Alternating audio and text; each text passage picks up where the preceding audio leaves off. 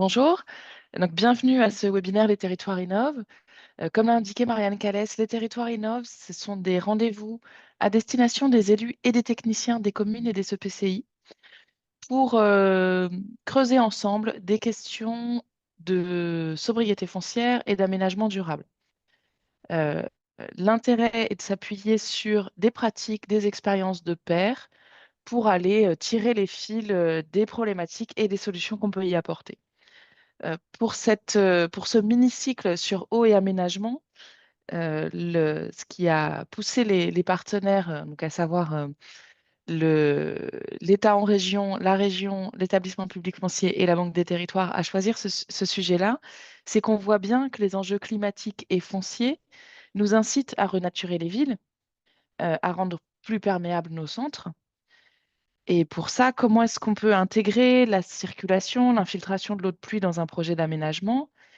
Et puis là, ce sera plutôt le sujet de la semaine prochaine. Et puis cette semaine, redonner sa place à l'eau, la laisser s'étaler, c'est intéressant pour la biodiversité, pour la fraîcheur urbaine. Aussi, c'est nécessaire pour la sécurité des habitants, puisque plus on laisse un cours d'eau s'étendre naturellement, moins on a de risque d'inondation par la suite. Mais concrètement, dans une petite commune, comment est-ce qu'on se lance dans un chantier pareil? Et c'est ce que Monsieur Pichot et son adjoint vont nous expliquer tout à l'heure. Merci Marianne. On vous propose donc cette petite session ensuite pour essayer de se mettre dans les différentes notions qui vont être déroulées pendant le webinaire. Pour ceux qui ont l'habitude de participer au webinaire du réseau, vous avez quelques petites secondes pour répondre à une question qui va vous être posée directement via le webinaire. Et donc, je pense qu'on peut lancer de notre côté la première question. La première question est lancée avec cette Merci. question. Le petit cycle de l'eau, que désigne-t-il? Vous avez 4 propositions. Alors, les 4 propositions. Donc, le petit cycle de l'eau désigne le cycle de l'eau à l'intérieur des plantes et des arbres, le parcours de l'eau domestiqué par les humains pour leurs usages et leurs besoins, le mouvement des eaux souterraines à travers les nappes phréatiques ou le trajet de l'eau de pluie depuis les nuages jusqu'à la mer. Donc, on vous laisse quelques minutes pour répondre. Alors, pour le moment, on a une grande majorité d'entre vous qui considèrent que c'est le parcours de l'eau domestiqué par les humains pour leurs usages et leurs besoins, donc la deuxième proposition. Mais toutes les propositions sont représentées.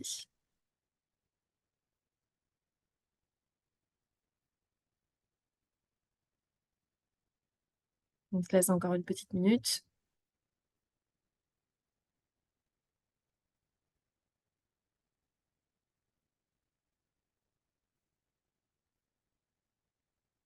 Et on va mettre fin au sondage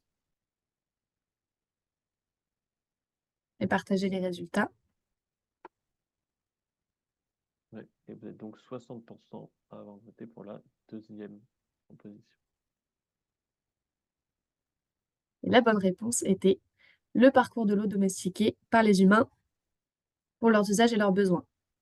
Et donc, une petite précision, le petit cycle court du point de captage de la rivière ou la nappe jusqu'au rejet de l'eau usée dans le milieu naturel. Le grand cycle de l'eau désigne, lui, l'ensemble des mouvements de l'eau sur Terre et dans l'atmosphère sous l'ensemble de ses formes. C'est ce qu'on appelle le cycle naturel de l'eau.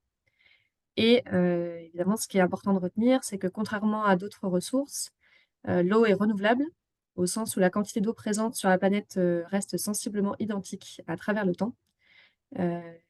Et donc le problème réside dans le fait que l'eau douce représente en fait seulement 0,01% de la ressource mondiale.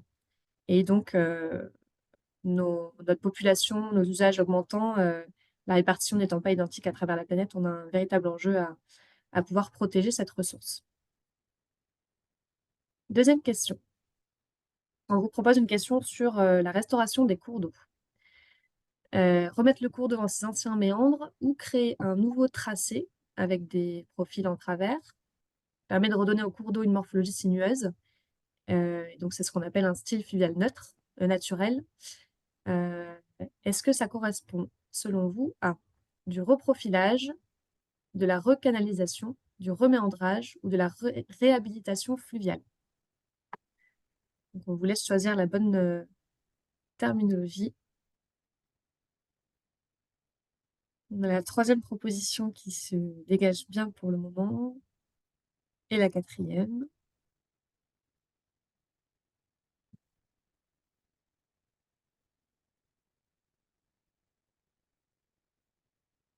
Et je pense qu'on peut mettre fin au sondage. Donc celle-ci, elle était facile parce que la troisième réponse était quand même bien contenue dans la question. Mais la majorité d'entre vous a bien répondu. C'est effectivement du reméandrage. Et donc les opérations de reméandrage, elles permettent de diversifier les habitats pour la faune et la flore, de limiter le risque d'inondation, d'améliorer la recharge et le débordement des nappes, valoriser les paysages et limiter les coûts de gestion notamment. C'est ce qu'on aura comme retour d'expérience du côté de Pipriac juste après ce petit temps de mise en jambe. Et quelques définitions sur les autres terminologies qui ont été proposées. La renaturation, c'est donc une opération qui permet à un milieu modifié, dénaturé par l'homme, de retrouver un état proche de son état naturel initial. Et on a indiqué également la définition de la restauration de cours d'eau ou de la zone humide. Et donc, ce sont les travaux qui sont réalisés dans les cours d'eau et les milieux humides pour leur redonner une fonctionnalité écologique. Et les actions sont diverses en fonction du milieu qu'on cherche à réhabiliter. La troisième question, elle porte sur les milieux naturels. Selon vous, quelle est la première cause de perte des milieux naturels, zones humides comprises? Est-ce que c'est la déforestation? Est-ce que c'est l'agriculture? Est-ce que ce sont les catastrophes naturelles ou l'extension des zones urbaines? Et de la même façon, on va se laisser quelques petites minutes pour répondre. Donc, on a deux propositions qui se dégagent en priorité, l'agriculture et l'extension des zones urbaines. Une grosse majorité pour l'extension des zones urbaines. On se laisse encore une ou deux secondes. Voilà, je pense qu'on peut mettre fin au sondage. Et effectivement, la grande majorité d'entre vous a bien répondu, puisque c'est bien l'extension des zones urbaines. Donc on a effectivement une diminution de plus de la moitié des zones humides en Europe et dans le monde qui a disparu tout au long du siècle dernier. Et puis bon, on a effectivement des secteurs qui sont concernés par les inondations qui couvrent à peu près 10% du territoire breton et qui concernent 200 000 Bretons et Bretonnes.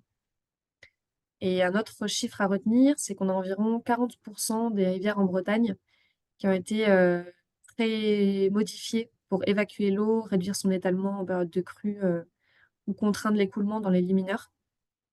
Et finalement, à l'échelle nationale, on estime le coût annuel des dommages économiques liés aux inondations à environ 650 millions d'euros. Donc c'est un chiffre intéressant à retenir pour bien justifier le fait qu'on s'intéresse à cette question de la gestion de l'eau en zone urbaine.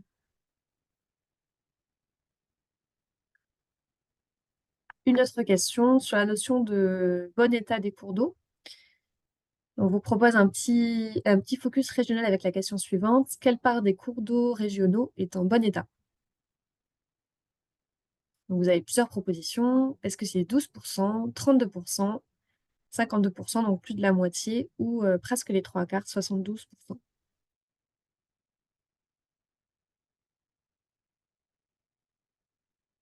On va se laisser quelques petites secondes pour répondre. Alors, on a une majorité qui se dégage pour la proposition des 32%, mais toutes les propositions semblent recueillir quelques votes.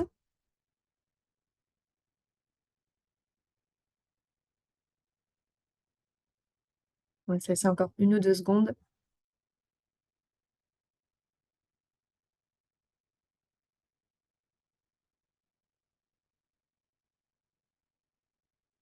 Et alors, on a effectivement presque la moitié d'entre vous qui qui ont bien répondu, puisque la bonne réponse était 32%, donc la deuxième proposition. Et donc, à noter qu'en Bretagne, on a seulement donc un tiers des cours d'eau qui sont considérés comme en bon état. On regarde la directive 4 sur l'eau et il y a des différences entre départements, puisque par exemple pour l'eau-et-Vilaine, on est à 2%.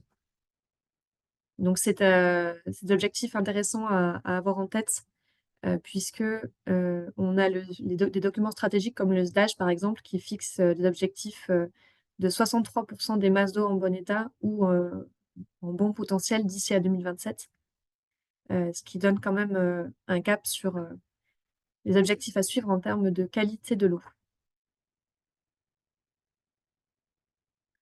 Une autre petite question sur les SFN, et donc on vous demande ce que signifie le terme de SFN. Est-ce que c'est des solutions fondées sur la nature, des schémas de fertilisation novateurs, des systèmes fonctionnels naturels ou des stratégies de filtration des nutriments? On va se laisser quelques minutes pour répondre.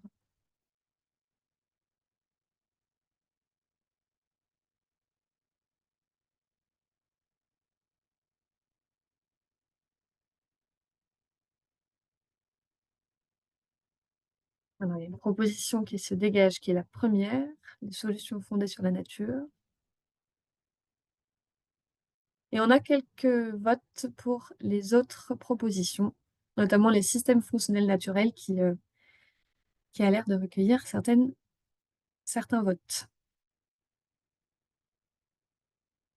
Alors, je propose qu'on regarde ensemble les résultats.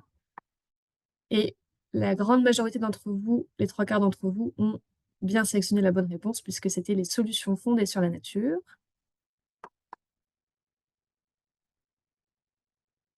Et donc, ce sont un ensemble de techniques de préservation, de gestion durable ou de restauration d'écosystèmes qui sont reconnus pour leur capacité à s'appuyer sur des processus naturels pour résoudre des problèmes environnementaux et sociaux. Donc ça, c'est la définition de l'Office français de la biodiversité. À noter que ces solutions fondées sur la nature, elles trouvent de nombreuses applications dans le domaine de la gestion de l'eau, en matière de préservation de la qualité de l'eau ou pour réduire des risques naturels qui sont inhérents, comme les inondations, les crues, les sécheresses. Et leur avantage, c'est qu'elles permettent également de préserver les milieux et la biodiversité. Donc, ces petits rappels de terminologie étant réalisés, je vous propose qu'on laisse la parole à nos témoins du jour, qui nous viennent de la commune de Pipriac. Donc, monsieur le maire Franck Pichot, maire de Pipriac, et monsieur Jean-Luc Levesque, qui est premier adjoint à la mairie de Pipriac. Je vous laisse ouvrir votre micro pour nous partager l'expérience de votre commune sur cette question du reméandrage du cours d'eau en centre-bourg. Bonjour à tous. Bonjour. Voilà, heureux d'être avec vous ce matin. Alors, peut-être en introduction de ce temps, on va vous expliquer ce qu'est Pipriac en quelques mots, mais je crois qu'il y a une carte dans les diapositives qui suivent qui nous situe en région Bretagne, comme ça chacun verra bien où on se situe. Je ne sais pas si la diapo fonctionne. Non. Si, voilà. Donc voilà, effectivement, alors en quelques mots, hein, pour présenter un peu la commune, c'est une commune qui est située à 45 km de Rennes globalement et à 25 de Redon. On est donc labellisé ville de demain, population qui avoisine maintenant les près de 4000 habitants, 3900 et quelques. Et on est rattaché à l'intercommunalité de Redon Agglomération. Je crois que le président doit être connecté aussi d'ailleurs. Et donc une agglomération particulière puisqu'elle est située sur 2 régions, 3 départements. Elle est composée de 31 communes et c'est en gros un peu plus de 68 000 habitants, je crois maintenant, qui la composent. Voilà, en quelques chiffres, le secteur où nous nous trouvons. Alors peut-être pour le dire, le projet de renaturation du ruisseau du Fougeray, c'est son nom, s'est mené, alors non pas seulement dans ce mandat-là, où Jean-Luc, à mes côtés, a suivi de près le sujet, mais déjà a été amorcé dans le mandat précédent avec l'ancienne équipe municipale, notamment lié à un démarrage d'un projet important sur la commune, d'un centre socioculturel en plein cœur de bourg et qui, faisant état de ce projet, a obligé à regarder les alentours, notamment le ruisseau qui passait, qui était, mais lui, qui est d'ailleurs encore busé, donc on ne voit pas. Mais comme on venait faire des gros travaux, bah, il y a eu une question qui s'est posée avec l'agence de l'eau, la police de l'eau aussi d'ailleurs, pour voir ce qu'on pouvait faire. Et donc, Eaux-et-Vilaine, forcément, comme partenaire immédiat, a été consulté. Et à l'époque, bah, il s'agissait de tout ouvrir. Donc, bon, c'était resté en l'état. Et quand on est arrivé en début de mandat, eh bien, il a fallu regarder de près le sujet. Et plutôt seulement que de se dire on va ouvrir le secteur central de la commune, bah, la décision a été plutôt prise d'aller au-delà et donc sur 1 km 4, 1 km 5, de renaturer ce ruisseau complet. Est-ce que je te passe la main? Alors ouais, donc ça nécessitait quand même plusieurs, parce qu'on a quand même des contraintes, hein, un ruisseau en plein bourg qui, avec un remembrement qui s'est fait en 68, avec des ruisseaux très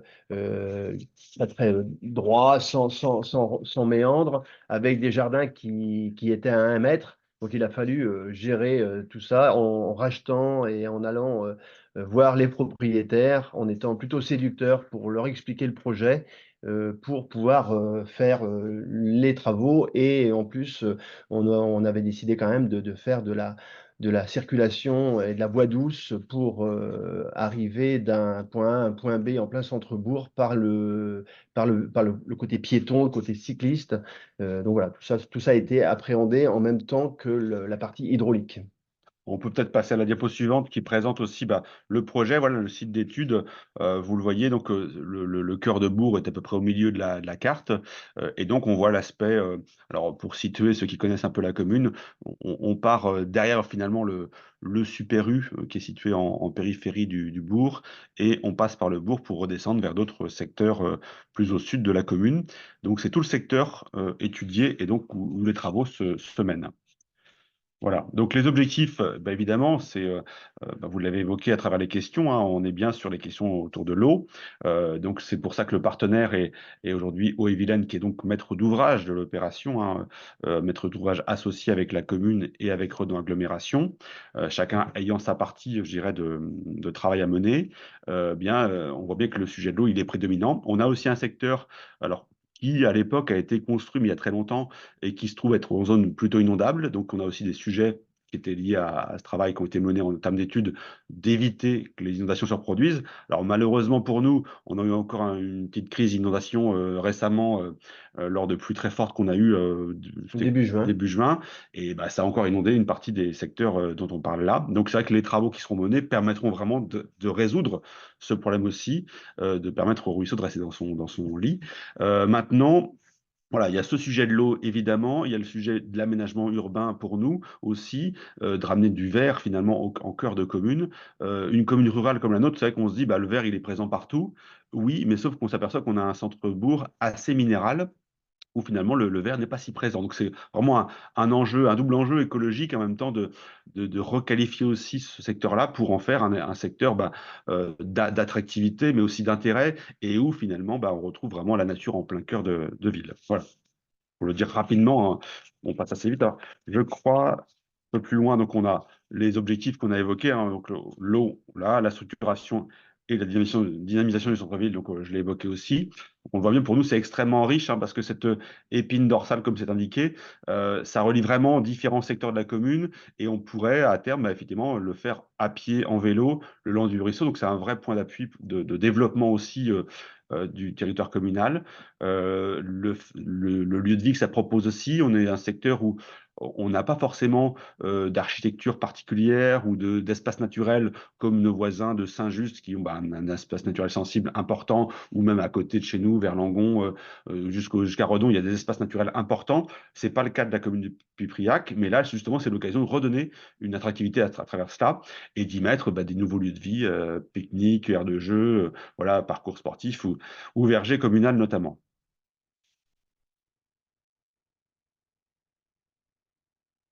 Pour nous, c'est aussi, et on a d'ailleurs un projet en périphérie de ce ruisseau, de 2 zones d'aménagement en logement. On manque de logements comme dans beaucoup de secteurs. Et là, l'idée, c'est d'en profiter aussi pour faire à la fois un endroit de mise en avant de la biodiversité, mais en même temps de profiter de cela pour pour y intégrer des nouveaux habitants qui pourront vraiment pleinement profiter de ce nouveaux espaces valorisés et pour nous valorisants à travers donc cette renaturation du ruisseau. Donc on a bien plein d'enjeux, comme je l'évoquais, avec cette biodiversité. Donc replantation de haies bocagères, voilà, on a vraiment plein de choses qui vont être mises en place et qui seront beaucoup plus intéressantes, mais qui fait aussi que ça connecte bien les habitants avec justement la question naturelle finalement.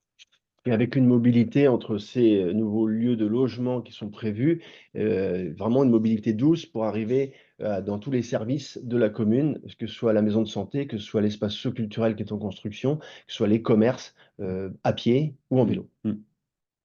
On a à suivre une vidéo de présentation du projet. Donc voilà, une vidéo qui a été faite avec Oevilen évidemment, mais par un vidéaste de la commune. En plus, on a la chance d'avoir une entreprise dynamique sur notre territoire. Voilà, on vous laisse peut-être la découvrir.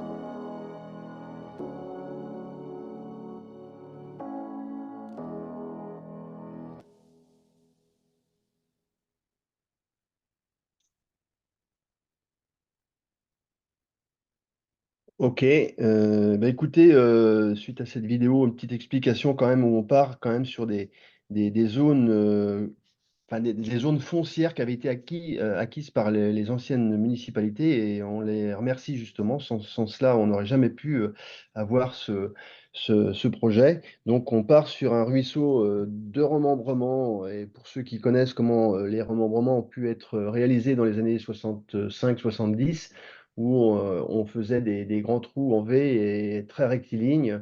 Le reméandrage, c'était quelque chose qui n'existait pas à l'époque, qu'on a voulu casser. Donc voilà, on revient sur l'ancien Talweg d'avant remembrement pour recréer des méandres et en plus des mares qui vont se vider, qui vont se remplir et qui vont stocker de l'eau en cas de fortes crues. Voilà, donc la partie hydraulique, bon, ça c'est Eaux-et-Vilaine qui s'en occupe évidemment. Maintenant, nous, on a essayé de se joindre à ce projet en y mettant notre touche et en mettant aussi les attentes des habitants de Pipriac qui sont vraiment réelles, notamment en termes d'attractivité, de marche à pied, de jeu, donc, avec un parcours de biodiversité enfin, on le veut pédagogue ou pédagogique, on va dire, avec des vergers qui vont être entretenus par une association, du greffage, avec une oseraie, parce qu'on a une association aussi comment dire, de fabrique de paniers, avec des jeux, bien sûr, je le disais, donc éventuellement du jardin partagé. Enfin, on a voulu associer à ce projet toutes les associations de la commune et c'est quelque chose qui fédère énormément et on en est très content. Voilà, je ne peux pas rajouter grand-chose de plus, moi, si ce n'est que le gros projet, enfin le cœur de projet, c'est on va débuser toute la partie urbaine et là, ça va vraiment bouleverser un peu la configuration de Pipriac et du bourg, notamment.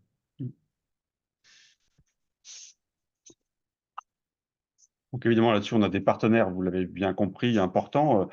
Eaux-et-Vilaine, évidemment, qui est maître d'ouvrage de l'opération.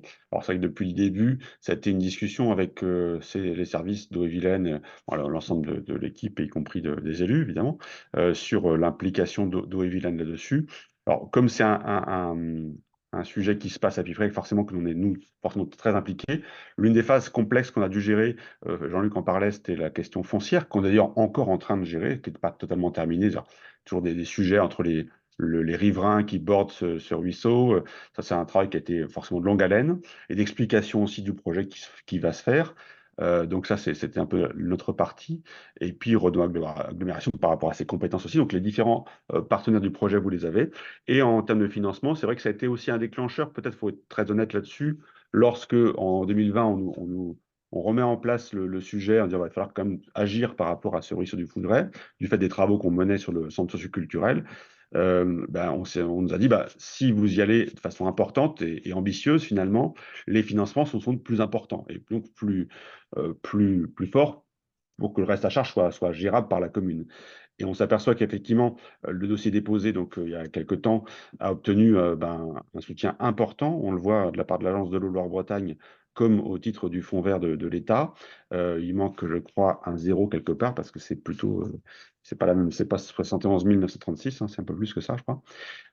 Et donc, en gros, sur un budget global à 2 33 000 euros, qui, alors, pareil, on l'a calibré à ce moment-là, mais déjà, aujourd'hui, on est un peu au-dessus. Hein, donc, ça, c'est un peu bon. C'est peut-être les points, on y viendra tout à l'heure sur les points d'avantage et les points de difficulté d'un projet comme celui-ci. Mais voilà, c'est le chiffrage. Donc là, on l'avait chiffré. On est déjà parti un petit peu au-dessus parce qu'il y a des choses qu'on découvre au fil de l'eau, évidemment, sans jeu de mots.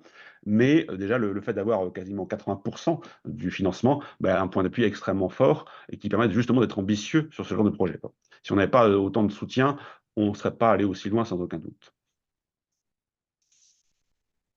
Alors, peut-être les conseils qu'on peut donner, en tout cas, c'est vrai que c'est la question du pilotage du projet. Alors, c'est vrai que là-dessus, le pilotage, ou tout au moins le lien au départ, on l'a évoqué, c'est fait avec les techniciens notamment d'Eaux-et-Vilaine ou voilà, différents partenaires qu'on peut avoir sur les territoires, comme la police de l'eau aussi.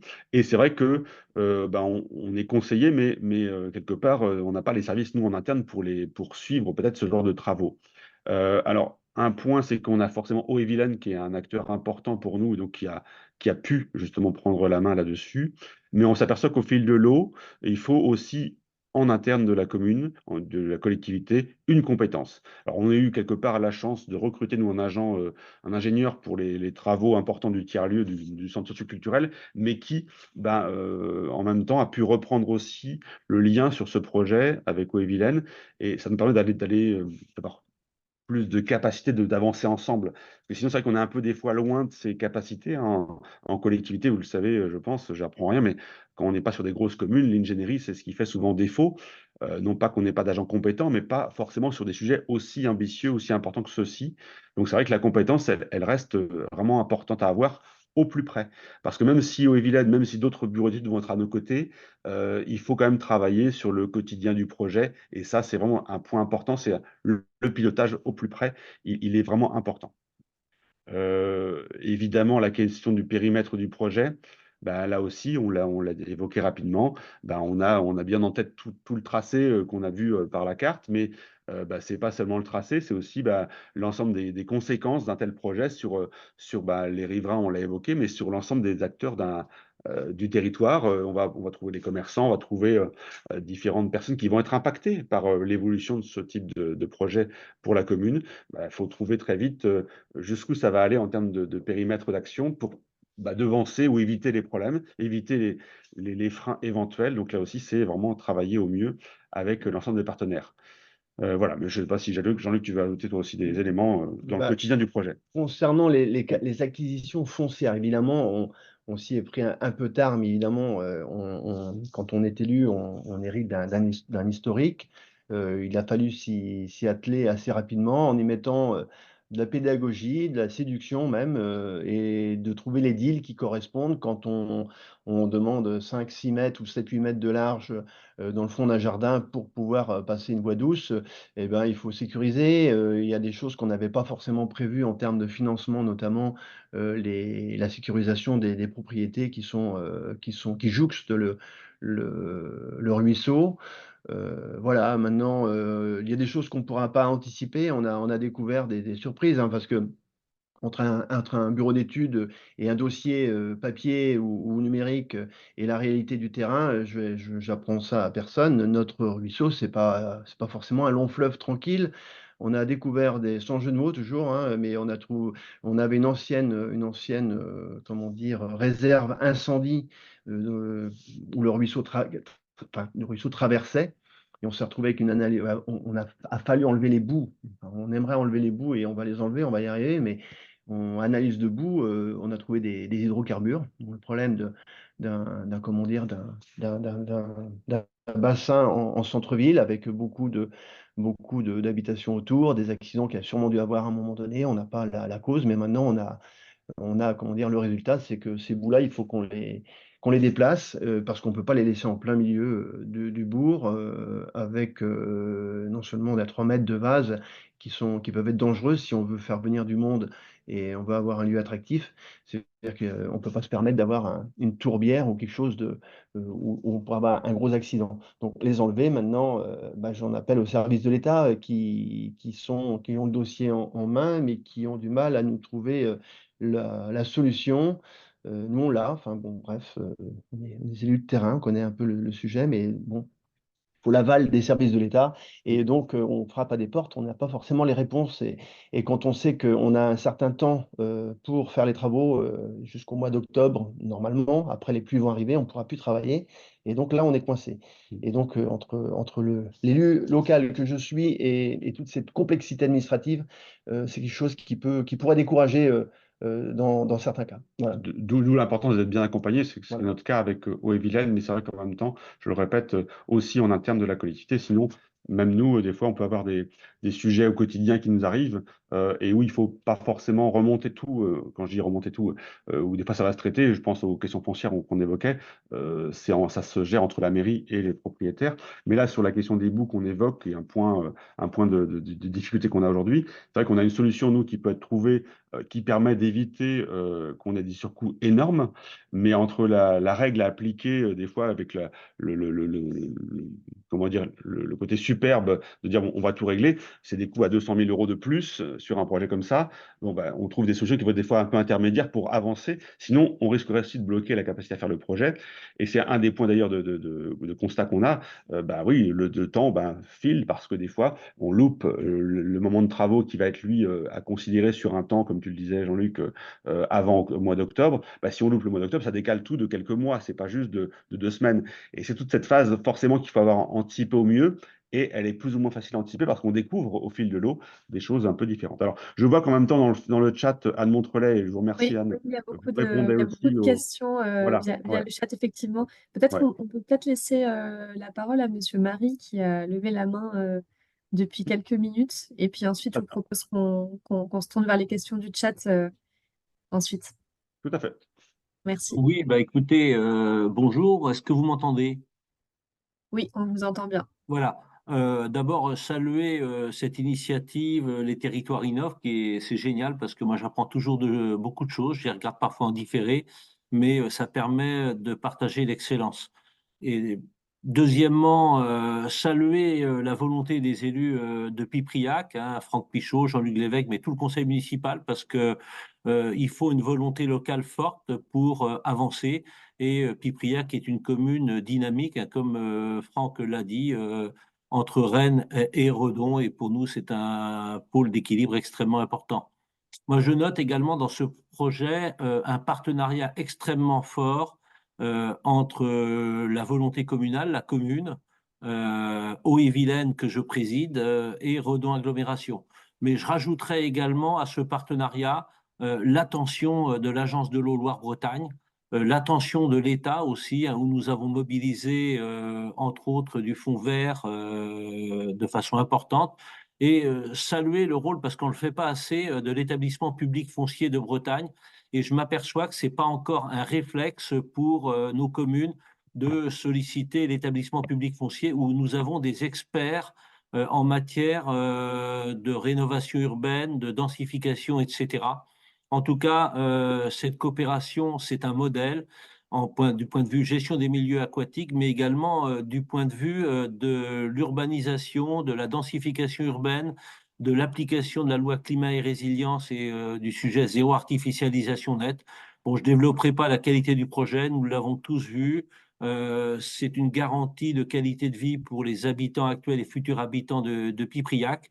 C'est aussi un financement exemplaire, hein, Franck Pichot l'a dit, hein, mais 2 millions d'euros, on est au cœur des politiques publiques, hein, que ce soit en termes urbains, en termes de reconquête de la qualité de l'eau, de la biodiversité.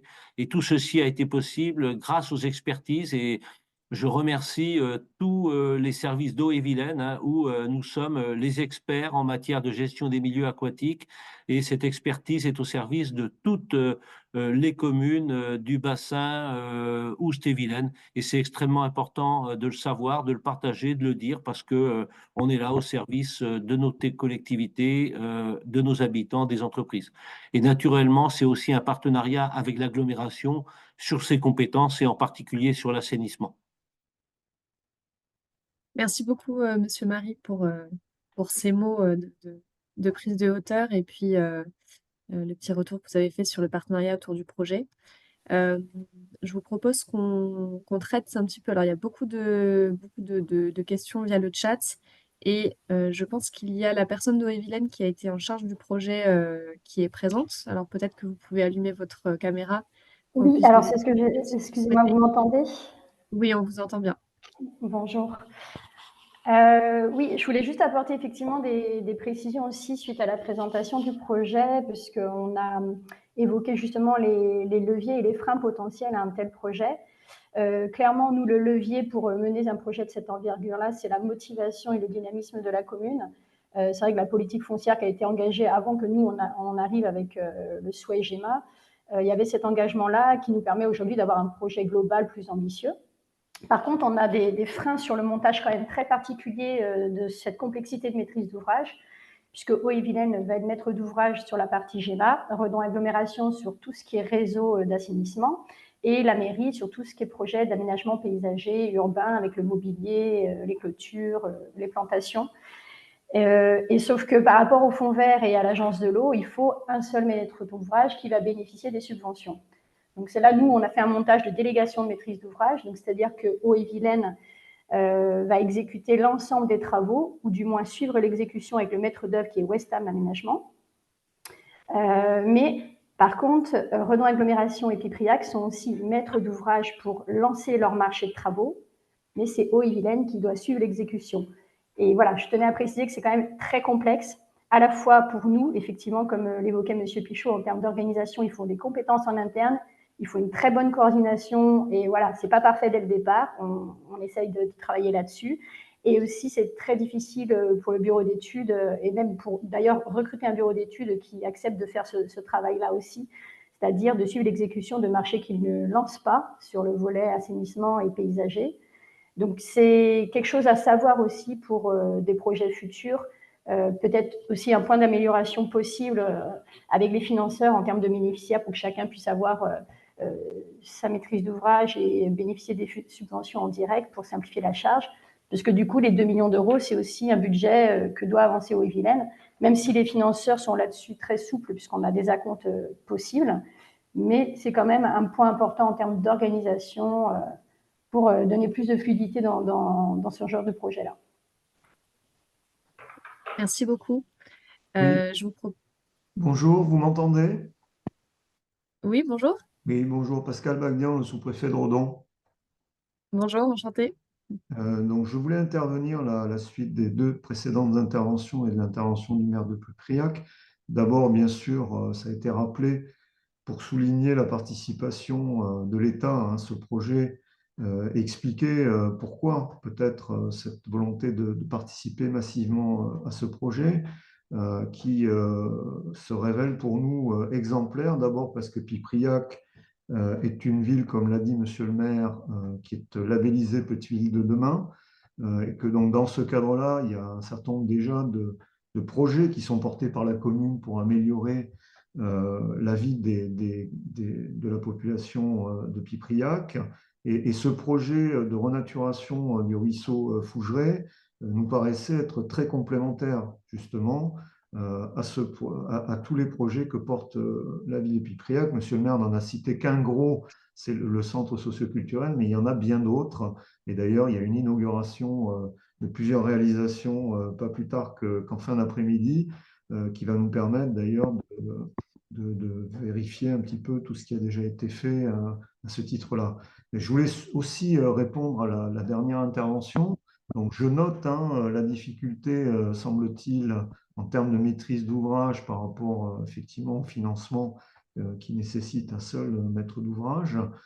Ceci étant, on a sur d'autres dossiers qui ont été également accompagnés par l'État, réussi à faire des montages alors, qui certes sont complexes compte tenu des sommes en jeu sur ce projet, mais qui ont fonctionné et qui fonctionnent. Et en tout état de cause, on est bien évidemment à l'écoute pour accompagner ces difficultés si elles existent ou si elles apparaissent.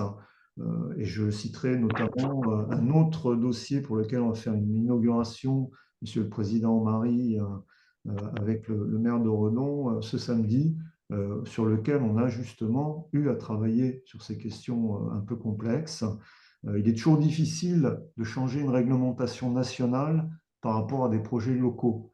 Et donc, c'est pour ça que je voulais faire cette intervention, pour dire que le rôle aussi de l'État de proximité que représente le sous-préfet et mon collègue, d'ailleurs secrétaire général de la préfecture du département, c'est aussi de pouvoir accompagner justement les communes, les maîtres d'ouvrage délégués, pour pouvoir trouver des solutions, y compris en termes d'avance, comme ça a été dit par la précédente intervenante. Voilà, je ne serai pas plus long, mais c'était surtout pour apporter des éléments de réponse à la dernière intervention. Merci. Merci, monsieur le sous-préfet, pour ces éléments de complément et puis le point de vue côté état de proximité. Merci beaucoup. Je vous propose qu'on revienne sur alors, la plupart des questions ont été répondues directement via le chat, et je vous propose peut-être qu'on aborde la question de la concertation avec les riverains.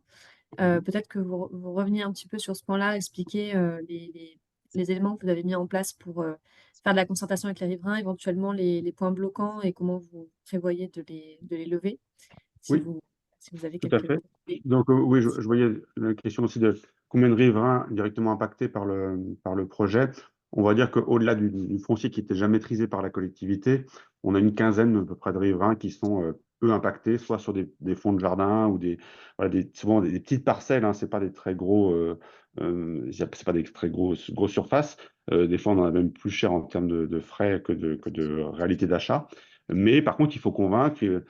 Donc, en tout cas, bon, ça, c'est un premier sujet d'impact et donc de concertation avec les riverains directement concernés, comme on le disait. Après, donc, il a fallu nous expliquer le projet, le présenter aussi. J'évoquais au niveau des commerçants, par exemple, les commerçants s'inquiètent notamment d'un point, c'est que sur la partie la plus centrale, auprès du centre socioculturel, on a des parkings qui servent plusieurs commerces et aussi la maison France Service. Qui est juste à côté. Donc, c'est vrai que les services publics comme les commerces seront vraiment très connectés à ce nouvel espace. Et là, on enlève le busage complètement, on enlève donc de l'enrobé, ce qui fait que ça enlève des parkings. Donc, on requalifie après l'espace pour pouvoir garder malgré tout le nombre de places qui sont attendues aussi bien par les commerçants que par les services publics concernés. Donc, c'est toute cette gestion aussi et donc d'explication permanente de l'évolution du projet qui qui doit permettre aux gens de ne pas, comment dire, mal l'interpréter ou le sentir un élément contraire pour eux dans leur quotidien. Et c'est vrai qu'aujourd'hui, comme on est dans l'entre-deux, on a les différentes diapositives qu'on voit là ou ce qu'on peut donner à voir, mais c'est vrai que dans les travaux qui s'effectuent, eh bien, il y a toujours ce moment un peu compliqué, on le sait tous, hein, lorsque vous êtes en travaux, ça vient impacter et changer un peu les habitudes.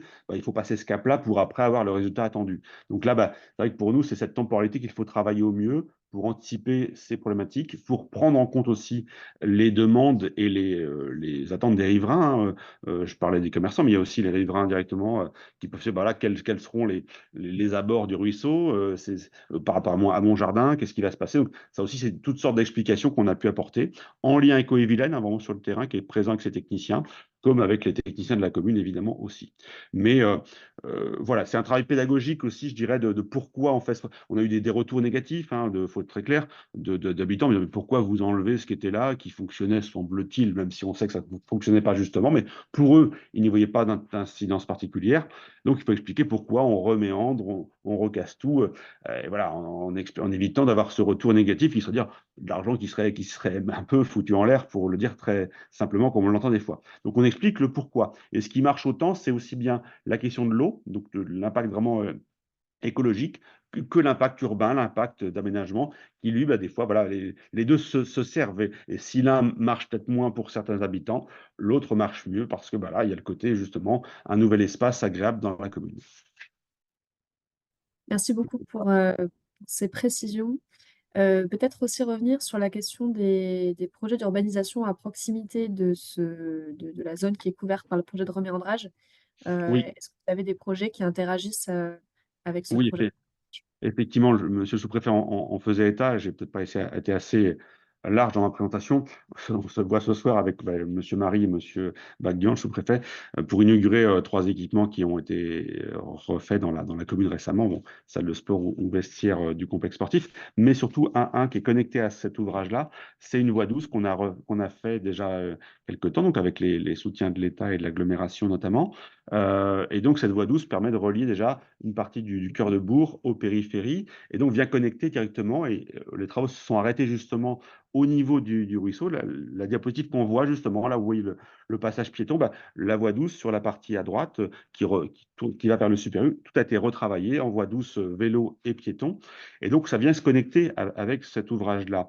Le centre socioculturel qu'on a évoqué, évidemment, qui requalifie complètement. On avait un espace de près d'1 hectare en cœur de bourg qui était en friche, une ancienne finalement décharge publique d'une lointaine époque, qu'on a donc requalifié complètement et donc là qui est en travaux pour voir aboutir un centre socioculturel. Alors c'est un projet conséquent puisque là aussi on est sur un budget donc de 8 millions d'euros, hein, sur l'opération du centre socioculturel avec le parvis qui est attenant. Et on a aussi, avec l'EPF que citait M. Marie, le président de l'agglomération, l'EPF Bretagne, effectivement, on a racheté des bâtisses qui étaient un peu fatiguées dans le cœur de bourg et qu'on requalifie en logement et en commerce. Donc là aussi, c'est en proximité de ce ruisseau. Donc voilà, on voit qu'il y a un travail d'ensemble, c'est vraiment de requalifier le cœur de bourg de la commune, mais aussi de créer ces liaisons avec les périphéries et faire en sorte on change forcément un peu la physionomie de la commune. Ça, c'est évident pour nous. Donc là, c'est des projets importants, hein, pour en citer quelques-uns. Je ne vais pas tous les citer, mais on sait qu'on a pas mal d'enjeux dans une commune on bénéficie, nous, on le sait bien, d'un axe de développement aussi. C'est que la 2x2 voies Rennes-Redon a permis d'amener ou de relier plus facilement la commune au pôle urbain de Rennes et de Redon. Et en même temps, on est sur un axe assez passant, donc la situation géographique est plutôt intéressante pour nous. Donc il y a aussi cette demande forte en termes de logement, ce qui fait que je l'ai évoqué, hein, les questions de logement sont pour nous importantes. On a vu sur un des montages vidéo, je crois, une partie à urbaniser auprès du ruisseau. C'est vrai que c'est aussi un intérêt de dire comment on travaille l'habitat dans le cadre du ZAN aujourd'hui, donc densifier plus, mais avec des espaces urbains plus valorisants, plus valorisés. C'est vrai que si vous avez un bel espace urbain, il est plus facile d'avoir finalement de vivre en appartement si vous savez que vous avez la nature en proximité et éviter que chacun finalement veuille sa maison avec son jardin. Là, on peut avoir des choses vraiment intéressantes à travailler et le ruisseau permet ça. Donc c'est vrai qu'on a 2 espaces en périphérie, justement des 2 bouts du travail qu'on mène, où là, on aura entre 60 et 80 logements pour chacun des sites. Donc c'est vraiment des réponses qui vont être apportées aussi aux habitants et aux futurs habitants aussi du territoire. Je dis aux habitants parce que les habitants, on le sait, le logement, c'est pas juste pour faire venir de nouveaux habitants, c'est aussi répondre aux besoins des habitants actuels. Je pense aux personnes âgées, par exemple, qui ont des grandes maisons et qui, des fois, ne sont plus d'utilité du fait du vieillissement. Et un logement plus adapté serait l'attente, et on l'a vu lors d'un sondage récent qu'on a fait, c'est une attente forte. Ça peut l'être aussi pour les jeunes qui, partant de leur cocon familial et du foyer des parents, peuvent trouver intérêt d'avoir un logement adapté à leurs moyens et à leurs besoins. Et ça aussi, c'est des choses auxquelles on veut répondre. Et c'est ce type de logement qu'on trouvera d'ailleurs plus facilement dans les deux espaces dont j'ai parlé. Merci beaucoup pour ces précisions sur les autres projets en cours et comment finalement tout s'imbrique un petit peu. Peut-être je voulais proposer, à madame Montrelé de reprendre un tout petit peu la parole sur la question de la maîtrise d'ouvrage, puisqu'il y a eu des échanges sur la répartition de la maîtrise d'ouvrage. Si vous voulez peut-être partager un peu les éléments, à l'ensemble des participants, repréciser un petit peu cette structuration rapidement. D'accord, je vais essayer d'être plus claire. En gros, l'étude jusqu'au stade pro, ça c'est Haut-et-Vilaine qui l'a lancée, puisque justement en intégrant d'emblée le volet paysager, on était sûr d'avoir les financements rattachés à la GEMA. Donc c'est aussi les financeurs qui nous avaient poussé à avoir cette étude globale. Donc ça, c'était dans le cadre d'un appel à projet pour les projets innovants dans le cadre des contrats territoriaux de bassin versant avec l'Agence de l'eau. Et puis, une fois qu'on a finalisé le pro, donc, on a réfléchi justement à cette maîtrise d'ouvrage puisqu'on pouvait répondre à l'appel à projet du Fonds vert et puis à l'appel à projet de l'Agence de l'eau villes et villages. Donc, c'est là où la question s'est posée, où il fallait un seul bénéficiaire, donc un seul maître d'ouvrage. Donc, Eau-et-Vilaine est maître d'ouvrage de ces travaux GEMA. Redon Agglomération et Pipriac doivent être maîtres d'ouvrage, c'est-à-dire qu'ils doivent à minima notifier leur marché de travaux. Et après, pour que nous, juridiquement, on puisse payer les factures et bénéficier des subventions, on doit suivre l'exécution des travaux. Donc, on rentre au niveau de la phase exécution, direction de DET, EXE pour ceux qui connaissent. Donc, c'est vraiment le maître d'œuvre qui suit l'ensemble des travaux, qui les réceptionne, ce qui fait que si c'est la commune et Renault Agglomération qui notifient leur marché, c'est nous qui lançons les ordres de service et c'est nous qui réceptionnons les travaux pour pouvoir les payer, toucher les subventions. Et après, on fait un appel de recettes aux autres maîtres d'ouvrage pour qu'ils nous reversent le reste à charge, puisque c'est bien chaque maître d'ouvrage qui assume son reste à charge sur son enveloppe travaux. Alors, je ne sais pas si, après, si c'est assez clair pour tout le monde. Ça a été assez complexe comme montage juridique qu'on a travaillé avec l'avocat, avec le Trésor public, avec les financeurs pour que tout soit bien validé de chaque partie. Et on vous remercie du coup pour ces éléments de précision, c'est très clair. Merci. Alors, je vois juste une question dossier loi sur l'eau. En fait, les travaux GEMA, ils étaient déjà prévus dans le cadre d'un précédent contrat territorial et dans le cadre du contrat territorial aujourd'hui. C'est-à-dire qu'on a déjà une autorisation environnementale et une déclaration d'intérêt général pour aller sur ces travaux qui sont soumis à loi sur l'eau. Donc ça, voilà, c'est un peu le point de départ justement de ce projet qui s'est étoffé. D'accord, merci beaucoup pour cette précision. Je vous propose une autre question, peut-être pour Monsieur Pichot, pour savoir s'il y a eu un volet d'action autour de l'accompagnement au changement de pratique, notamment en direction des riverains, des habitants. Est-ce que c'est quelque chose que vous avez traité dans le cadre du projet, cette question, l'accompagnement des changements de pratique? Alors, pas totalement aujourd'hui encore. Je veux dire que c'est un sujet qui est en cours, qui va amener des évolutions là-dessus. Mais on est entre deux, là, pour le coup. Autant les écoles et le collège ont été sensibilisés, mobilisés là-dessus, autant sur l'ensemble des habitants de la commune, on n'a pas encore fait ce travail. Alors, c'est un travail à mener intéressant, mais là, on va aussi manquer peut-être de capacité en termes de temps et de moyens d'action. On a quelques partenaires aussi autour qui peuvent des fois nous accompagner, mais c'est vrai que là, je dirais que pour être très clair, on n'a pas encore eu le temps de tout déployer là-dessus. C'est important pour nous qu'on puisse aller vers là, néanmoins, sur des actions de sensibilisation plus fortes et de changement de pratique pour les habitants, pour que, comme je le disais tout à l'heure, en termes pédagogiques, finalement, tout le monde comprenne bien l'enjeu du projet ou les enjeux du projet et puisse s'y greffer. Mais voilà, on n'a pas On est entre deux. Soit ça se fera dans la partie complémentaire du projet qui va se mener là, soit ça se fera aussi peut-être après, une fois que le projet sera visible. C'est ça qui des fois un peu compliqué, c'est qu'on a des retours un peu de questions d'habitants disant bon voilà, vous avez refait ça, mais on ne voit pas ce que ça donne pour l'instant. Ils ne comprennent pas forcément l'ensemble du projet parce que même si on a pu l'expliquer, on n'est pas naïf, hein, tout le monde ne l'a pas forcément vu, étudié. Et que derrière, il faut aussi des fois l'avoir, le projet, pour s'en servir, justement pour faire évoluer les pratiques. Bon, je ne sais pas si ma réponse vous convient, mais en tout cas, c'est ce Merci que je peux beaucoup. vous en dire. Non, mais ça donne quelques éléments de perspective. On comprend que c'est pas encore tout à fait abouti sur ce volet-là.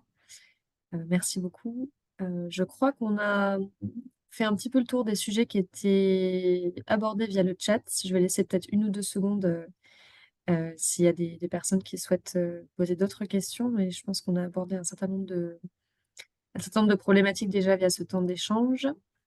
Peut-être pour en rajouter un petit mot par rapport Allez-y. aux collègues élus qui sont présents aussi dans cette visio. C'est vrai que pour nous, ça peut paraître des fois assez complexe parce qu'on est sur, vous l'avez vu, le projet est assez lourd et complexe dans toute cette partie administrative, comme disait Mme Montrelais. Néanmoins, c'est un projet assez magique hein, pour une commune comme la nôtre. Pas magique seulement parce que le financement est important, ça c'est un point évidemment facilitant, hein, évidemment, mais surtout de la transformation que ça propose pour une commune rurale comme la nôtre, comme je le disais. La nature nous paraît très proche, et c'est le cas, mais elle n'est pas toujours, comment dire, ressentie ou perçue. Donc là, c'est vraiment c'est pas seulement symbolique, mais dans ce que ça va amener dans le territoire, ça va vraiment le transformer. Alors peut-être qu'on s'en rendra compte, comme je le disais, une fois que les travaux seront menés, que le résultat sera là, sans doute, mais toute cette phase déjà de travaux est intéressante, mais je pense que pour nous, ça va être un sacré levier. On a nous souvent dit que l'un des projets phares du mandat, c'était le centre socioculturel, parce que le coût, le budget est beaucoup plus important. C'est vrai, c'est un nouveau lieu de vie qu'on crée en plein cœur de la ville, mais en même temps, on crée un cheminement là, avec le ruisseau et donc tout un travail qui va transformer la ville, peut-être de façon plus importante encore que ce centre socioculturel. Et on ne l'a peut-être pas vu venir comme tel au début du projet, comme je le disais, où c'était juste, fallait améliorer le cadre au niveau de l'eau, le fait qu'on impactait le secteur avec le centre socioculturel amenait plein de questions sur le busage qui avait été fait il y a très longtemps sur cette partie de la commune. Et en enlevant tout cela, on s'aperçoit que le projet qui se dessine est très ambitieux, mais très riche et très important pour l'avenir de la commune. Très bien, merci beaucoup pour ce mot d'encouragement, ce mot de la fin, dirons-nous. Merci à tous pour vos réactions et vos remarques, et puis à Madame Montrellet-Montrellet pour ses compléments techniques. Je vous propose qu'on se prenne quelques minutes pour aborder la question des ressources du cycle, puisque on a souvent des questions, la question de savoir où est-ce qu'on peut retrouver les ressources, les éléments de capitalisation issus de chacune des interventions et de ses retours d'expérience. Donc, je vais laisser la parole à Marianne Pabeuf qui va nous expliquer où est-ce qu'on peut trouver les différentes ressources. Voilà, donc sans plus attendre, je lui laisse la parole.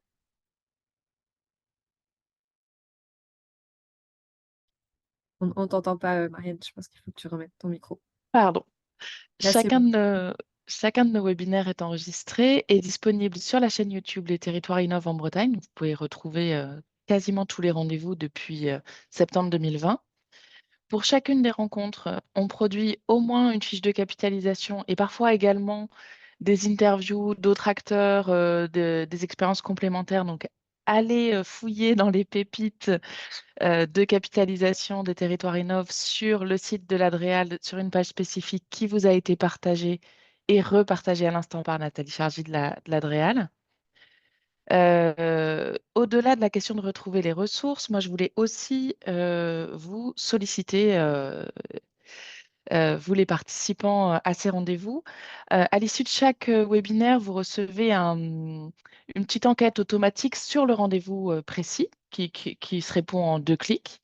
Mais on vous a aussi adressé en début de semaine une enquête de satisfaction un peu plus longue pour avoir un regard sur ces dernières années de webinaire. Prenez le temps d'y répondre, s'il vous plaît. Ça va nous aider à réajuster la formule et sur le fond et sur la forme pour les années à venir. Donc, ça prend quelques minutes. Vous avez reçu un mail normalement lundi dernier. On devrait vous mettre aussi en lien là dans le chat le lien vers cette enquête. Ça nous aide beaucoup pour la suite. Donc ça, c'était la partie ressources et autres. Je voulais aussi vous annoncer que le cycle eau et aménagement se poursuit mardi prochain, avec là aussi un format court qui, comme aujourd'hui, est annoncé en 10h30 midi, mais qui fera peut-être qu'une heure parce que voilà, on était sur des témoignages uniques. Aujourd'hui, on était sur une expérience précise d'une commune, donc sur la réouverture d'un cours d'eau avec la complexité technique du dossier. La semaine prochaine, on va plutôt être sur comment est-ce qu'on monte une stratégie, on la construit et qu'est-ce qu'on met dedans, et puis illustrer d'exemples concrets à l'échelle de la commune de Plérin, où il y aura plusieurs expériences qui seront présentées là plus rapidement par contre. Et puis les rencontres Les Territoires Innovent se poursuivent et on aura en octobre un rendez-vous, je pense désormais annuel sur la question du foncier économique. Et là, un retour d'expérience sur une expérimentation qui a été menée par l'établissement public foncier avec un certain nombre de collectivités sur la sobriété du foncier économique. Là, un format long, demi-journée, il y aura de la matière. Merci beaucoup, Marianne. Merci à tous, merci à nos intervenants pour la qualité de la présentation et puis aux personnes qui sont venues amener des éléments complémentaires. Et donc, on vous donne rendez-vous mardi prochain, même horaire, pour aborder donc ce deuxième webinaire sur le sujet de l'infiltration de l'eau dans les milieux urbains. Et on parlera du retour d'expérience de la commune de Plérin et de Saint-Brieuc-Armor Agglomération.